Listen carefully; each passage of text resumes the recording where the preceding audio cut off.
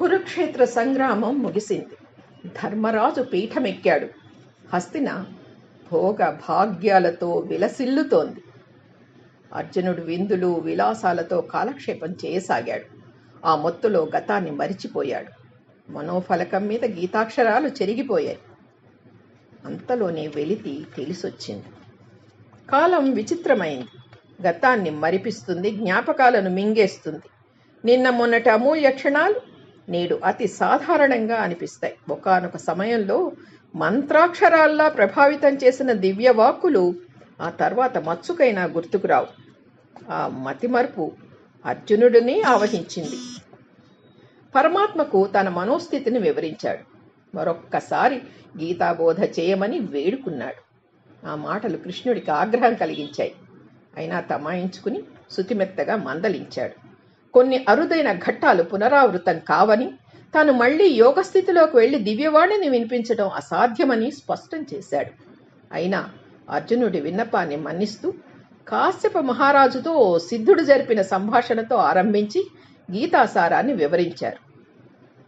అది అనుగీతకి అంకురమైంది. వ్యాసభారతంలోని అశ్వమేధ పర్వంలో ఉన్న మొదటి 2 అధ్యాయాలు అనుగీతగా సుప్రసిద్ధం.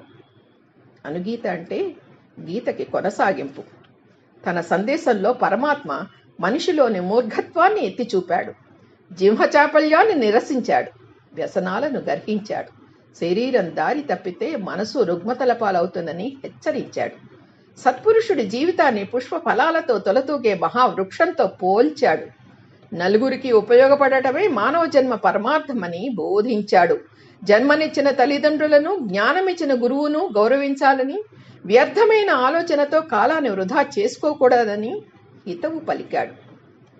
సృష్టికర్త ఆత్మరక్షణ కోసం పాములకు కోపాన్ని, ద్వేషాన్ని ప్రసాదించాడు. కానీ మనిషి ఆ 2 గుణాలను తనకు ఆపాదించుకున్నాడు. సర్పంలా విషం చిమ్ముతున్నాడు. అదే అతని పతనానికి తొలిమెట్టు అని తీవ్ర స్వరంతో మందలించాడు. కట్టెలో నిప్పు దాగున్నట్లు ప్రతి మనిషిలోనూ అంతర్లీనంగా ఆధ్యాత్మిక కోణం ఉంటుందని, సాధనతో దాన్ని బయటికి తీయాలని పార్థుడికి వివరించాడు. మరుపు మనిషిని ముంచేస్తుందని మరోసారి గుర్తు చేశాడు.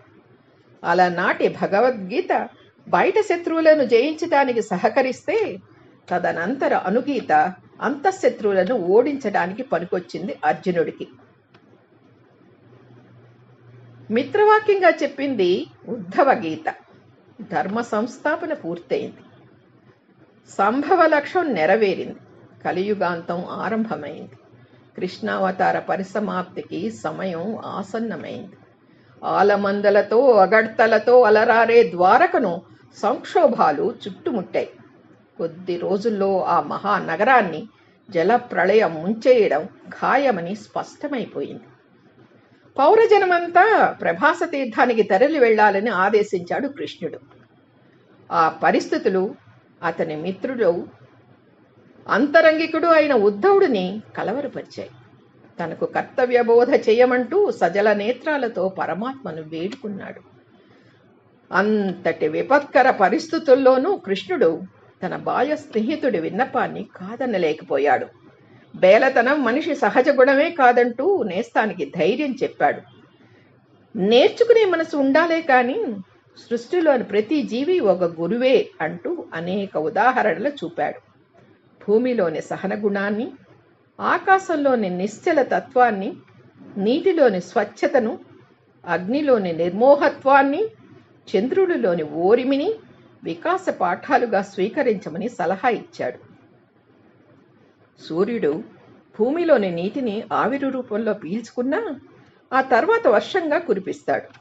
మనిషి కూడా తన తెలివితేటలతో ఆస్తులు సంపాదించుకున్నా ఆ సంపదలో కొంతైనా సమాజంతో పంచుకోవాలని చెప్పాడు. తుమ్మెద మకరందాన్ని గ్రోలినట్టు జిజ్ఞాసి మహాగ్రంథాల సారాన్ని గ్రహించాలని బోధించాడు. ఆత్మకు అంతం లేదు కాబట్టి జరామరణాల చింతే అవసరం లేదని స్పష్టతనిచ్చాడు. ఆ సంభాషణ తర్వాత ఉద్ధవుడి మనసు తేటపడింది. మృత్యుభీతి తొలగిపోయింది. నిశ్చింతగా బదరికాశ్రమానికి బయలుదేరాడు. ఇది ఈనాడు అనుబంధ సంచిక నుండి గ్రహించబడినది. వ్రాసి ప్రచురించిన వారికి మనఃపూర్వక అభినందనలు, నమస్కృతులు.